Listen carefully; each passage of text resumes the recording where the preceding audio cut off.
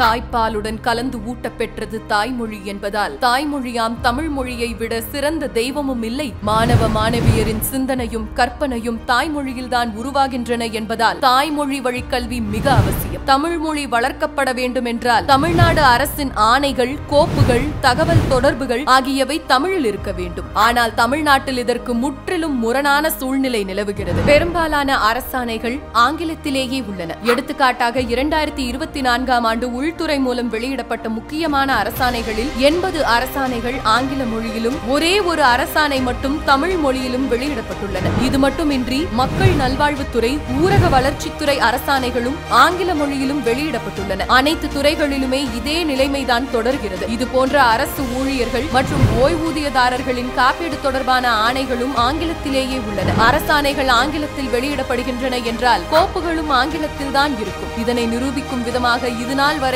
தமிழில் வழங்கப்பட்டிருந்த பேருந்து குறிப்பேடு தற்போது ஆங்கிலத்தில் வழங்கப்பட்டிருக்கிறது. இதுதான் தமிழ் மொழியை வளர்க்கிற திமுக அரசின் லட்சணம். தமிழ் மொழியை காக்க வேண்டிய இடத்தில் இருக்கும் முதலமைச்சரோ தமிழ் மொழி காக்கும் முழக்கத்தை முன்னிறுத்துவோம் என்று கூறுவது திமுக அரசின் நிர்வாக திறமையின்மைக்கு ஓர் எடுத்துக்காட்டு. நம் மொழியை வளர்க்க அரசு அலுவலகங்களில், பொதுத்துறை நிறுவனங்களில் முழுவதுமாக தமிழ் மொழியை பயன்படுத்த வேண்டும். பிற மாநிலங்களில் தமிழ் மொழியை வளர்க்க வேண்டும். இதுதான் தாய்மொழிக்கு செய்கின்ற சிறந்த தொண்டாகும்.